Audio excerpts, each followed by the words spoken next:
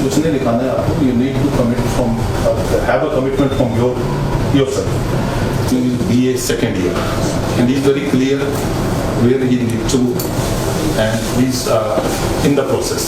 She did DLED right now, but she is very committed कि मुझे civil services में जाना है, so she will be in BA first year, also +2, and she completed her DLED. अब ये जो graduation start करेंगे, DLED. Sunandini thing is going on in their minds.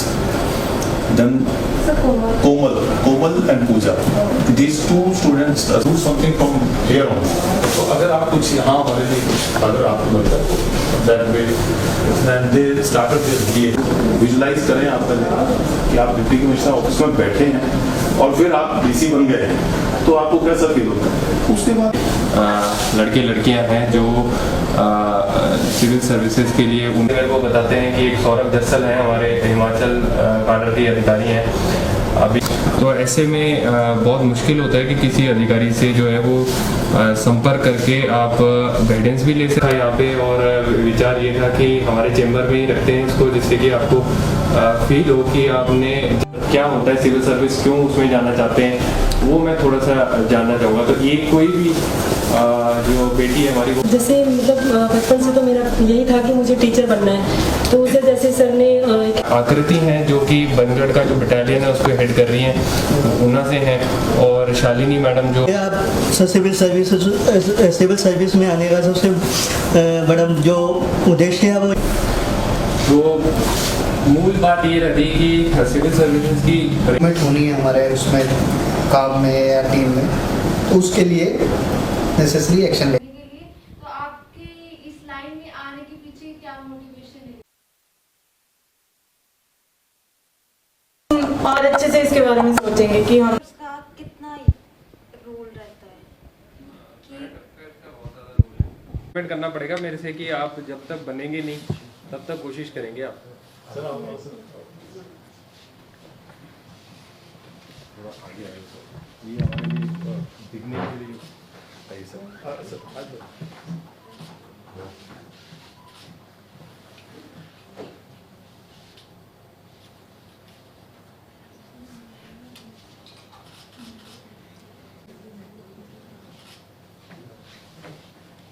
ठीक है सर, पहली बात तो ये है कि मुझे उस स्टेज पर बैठ के इतनी ज़्यादा खुशी हुई कि मैं एक्सप्लेन नहीं कर सकती।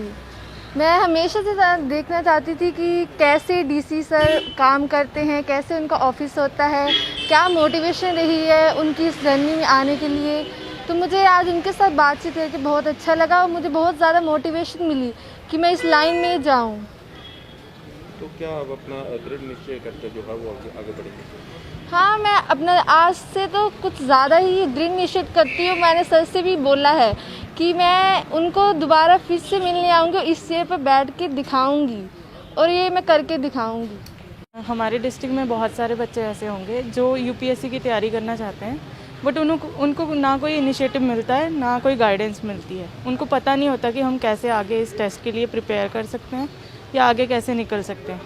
तो हमारे डाइट प्रिंसिपल और DC ऊना साथ में उनके और जो अधिकारी हैं उनके द्वारा एक पहल की गई है, जिसके माध्यम से वो हमें ये बताएंगे कि हम इस टेस्ट के लिए कैसे प्रिपेयर कर सकते हैं, क्या क्या हमें पढ़ना होगा और इस चीज़ में इस जॉब पे आके हमें क्या क्या करना पड़ता है, उसके बारे में पूरी जानकारी वो हमें देंगे। ये एक अच्छी पहल रहेगी जो हमें अच्छी गाइडेंस दे रही है, जिसके द्वारा हम एक तो मोटिवेट हो जाते हैं और अच्छे से तैयारी करके इस टेस्ट को निकाल सकते हैं। जिला ऊना से जो यंग लोग हैं जो IAS की या IPS या ऑल सिविल सर्विसेज की तैयारी कर रहे हैं, उनके साथ एक डाइट के माध्यम से हमने आज इंटरेक्शन जो है अरेंज किया था। ऐसे बहुत सारे लोग हैं जो इन प्रतियोगी परीक्षाओं की तैयारियां कर रहे हैं, पर उन्हें एक्सपोजर का अभाव होता है, सही गाइडेंस और मेंटरिंग का अभाव होता है, और इसीलिए हमने ये एक इनिशिएटिव शुरू किया है कि कैसे हमारे ज़िला से जो लोग इसकी तैयारी कर रहे हैं, जो मेरिटोरियस बच्चे हैं, कैसे उनके कॉन्फिडेंस में वृद्धि की जाए,